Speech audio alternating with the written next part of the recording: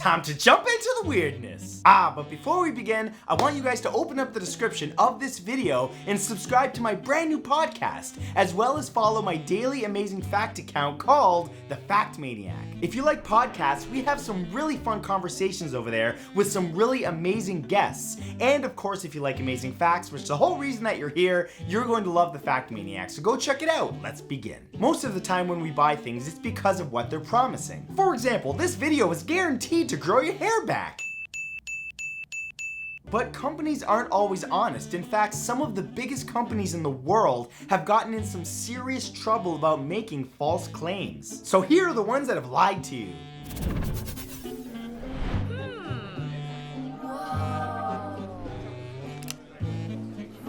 Here are 10 products that turned out to be complete lies. Number 10 is Kellogg's cereals. As one of America's most trusted brands, you would think that Kellogg's would be an honest and dependable company, but unfortunately, the breakfast food maker has been under fire for misleading advertising by the Federal Trade Commission not once, but twice. In 2009, a message was added to the front of Kellogg's Mini Wheats boxes, which claimed that eating the cereal was clinically proven to increase a child's attentiveness by 20%, a claim that was obviously false. If that was true, you'd see a lot more kids popping mini wheats instead of pills. Kellogg's had to shell out $4 million to pay back those who purchased the product, but in 2010, a similar message appeared on Rice Krispies, this one claiming that the cereal would boost a child's immunity. The company was forced to remove all the ads by the FTC and had to agree to new advertising restrictions for future campaigns. Yeah, besides all that, it sounds better just to say snap, crackle, pop as opposed to immunity, smarts, and attentiveness. Number 9 is the iPhone 3G.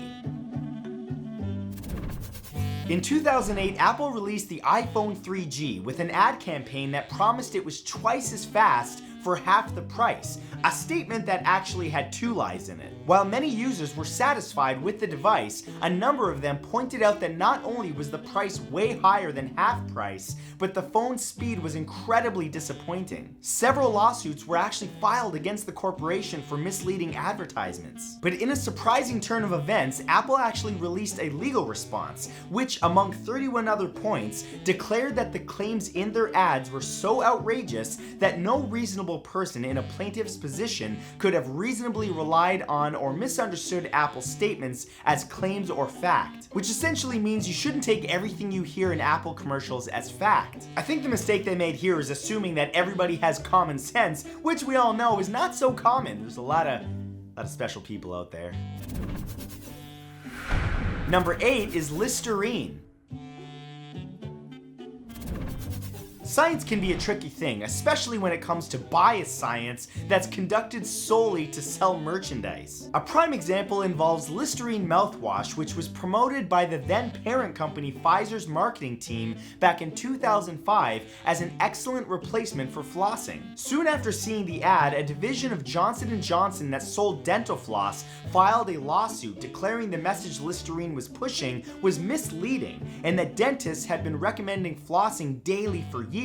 Research shows still today that rinsing with mouthwash is definitely not a substitute for flossing. But the thing is, this lie didn't just sell plenty of mouthwash, but was labeled a potential public health risk. Pfizer was actually forced to pull every ad that contained the false claim. Again, that's just kind of common sense, especially if you talk to my grandma. She's been telling me for the last 30 years, make sure you floss, honey, every day. Number 7 is Nokia's Lumia 920. In September of 2012, an online video advertisement for Nokia's new phone, the Lumia 920, was released, showcasing the amazing new stabilization technology that it had within it as it recorded a woman riding a bike. It looked fantastic and really got people's attention, especially when eagle-eyed viewers pointed out that a window's reflection behind the rider caught the camera operator and the camera that they were operating on. The camera was a very large video camera, not the the phone that they were trying to advertise. A number of people cried foul, leading to a Nokia spokesperson issuing a public apology. They admitted that the ad was definitely misleading, but claimed that their intent was to simulate what the phone could do, not show actual footage. Oh, of course, why would they want to do that? Give an idea of what people would actually be getting. Who knows? Number 6 are Hoover vacuums.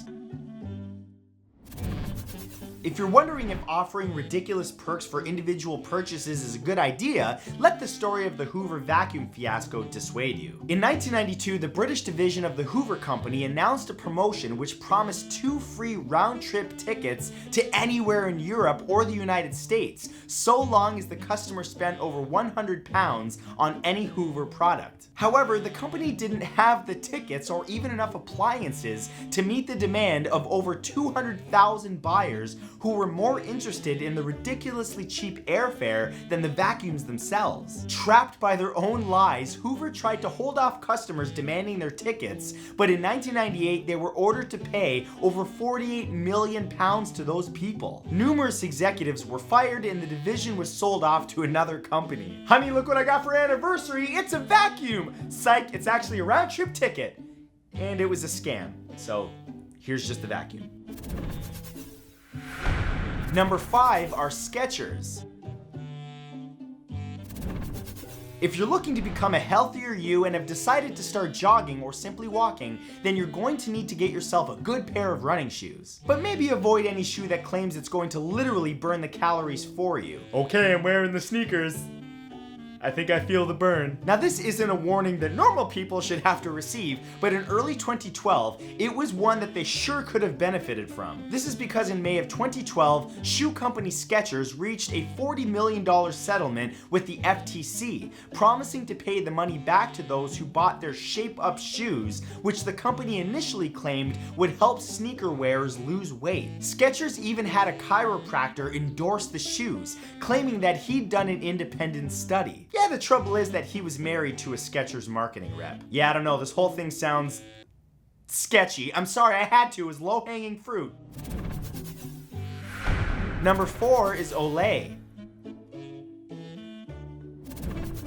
As most of you know, it's a common practice in making magazine ads that a little retouching is done. Maybe correct the lighting or bring the contrast up a bit. Basically make the product or service being advertised appear in the best light possible. However, if you're a major makeup company advertising de-aging cream, and that retouching includes making your model seem even younger than physically possible, then maybe you're doing something wrong. That's what several British lawmakers decided in December of 2009 when they accused Olay, a company under the Procter & Gamble flag, of purposely misleading their customers. The ad, which was for Olay's Definity Eye Cream, was banned by the UK's Advertising Standards Authority. Olay was allegedly not fined, but issued an apology for their poor decisions. Oh yes, spread this cream on your face, you'll be 20 years younger. Or you'll just spend a lot of money on useless cream, but you never know. Number 3 are one-a-day vitamins. Bayer's insanely popular multivitamin, One A Day, has been on pharmacy shelves since 1940. However, what was once a seemingly wholesome brand focused on helping people stay healthy has more recently become a dishonest one, more focused on the almighty dollar than consumers. In October of 2010, the states of California, Illinois, and Oregon sued Bayer, citing research that revealed that selenium, an ingredient in the multivitamins that the company claimed helped reduce prostate cancer, actually had no effect on the illness. Bayer actually used the fear of men's prostate cancer to sell more of men's vitamins, when they allegedly knew that the product wasn't fighting it. So they settled for a fine of $3.3 million and agreed to no longer claim that one-a-day vitamins prevented any disease. Seriously folks, if you think that multivitamins are gonna do anything other than give you a little energy boost and make you pee bright yellow, you're mistaken. Number 2 are cigarettes.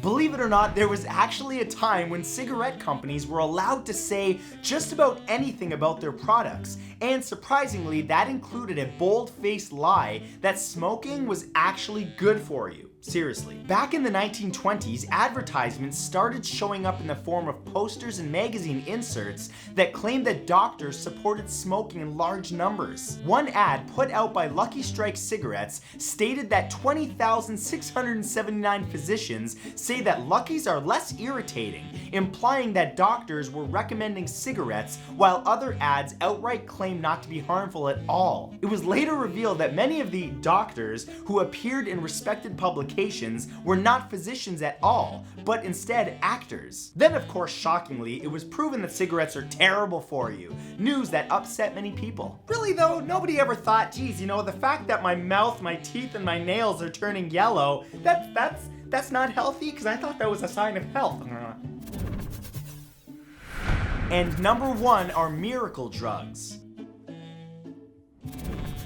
Before you go shelling out loads of cash for that all-natural weight loss drug, maybe do more research than watching a TV doc's talk show. On June 17, 2014, Dr. Mehmet Oz appeared before the United States Senate's Consumer Protection Panel, where he confessed that the language that he used while discussing the miracle products that were featured on his show was simply flowery, and that he did not believe that there was any real miracle pill out there in the world. See, the trouble with that is that Dr. Oz was a cardiothoracic surgeon before becoming a television personality, and thus his endorsement carries more weight than a fictional doctor. A number of pills and specific food products that he pushed sold like crazy in a market already rife with false hope for a slimmer waist, and Dr. Oz found himself in hot water because of it. Listen folks, don't just be taking people's words just because they're on TV. Dr. Phil, for example, yeah, I don't even know if he's really a doctor, but he does have a pretty sweet Texas accent, okay?